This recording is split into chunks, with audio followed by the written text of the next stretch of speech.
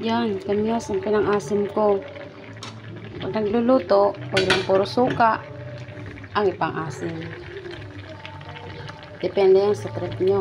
Kung gusto ng kamyas, pampaasim, sampalok, o kaya suka. Depende sa inyo. Pero sa akin, hindi lang puro suka ang aking pinang-asim. Kamyas, masarap yan, Bi. Maasim lang. Pero masarap yan pag yan nilagay sa gata. Para maiba naman ang iyong niluluto, iba naman ang malasahan ng iyong partner, try nyo to. Try nyo to. Gata. Ginataan. Parang pinang-asim ay kamyas. Pero huwag nyo kakalimutan maglagay ng gulay para hindi kayo maumay, ha. Huwag lang puro isda. Yan lang po. Salamat sa panonood.